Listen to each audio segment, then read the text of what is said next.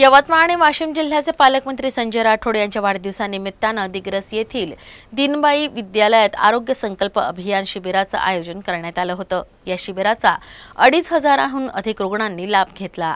या आरोग्य संकल्प अभियान शिबिरात 2,572 रुग्णांनी लाभ घेतला।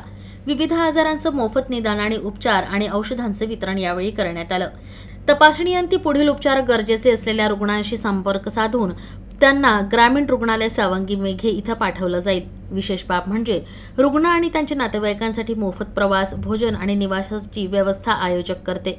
योजनेत न बसणाऱ्या आजारांवर आयोजकांकडून मोफत उपचार केले जातील। या आरोग्य संकल्प अभियानातून मिळालेल्या वैद्यकीय सेवेबद्दल रुग्ण आणि त्यांच्या कुटुंबियांनी समाधान व्यक्त केलंय। या आरोग्य तपासणीसाठी आलेले रुग्ण आणि त्यांच्या कुटुंबियांसाठी जेवणासोबतच थंड पाण्याची ही व्यवस्था करण्यात आली होती। आरोग्य संकल्प अभियानाच्या यशस्वीतेसाठी शिवसेना, युवा सेना, विद्यार्थी सेना आणि महिला आघाडीच्या पदाधिकारी आणि कार्यकर्त्यांनी परिश्रम घेतले।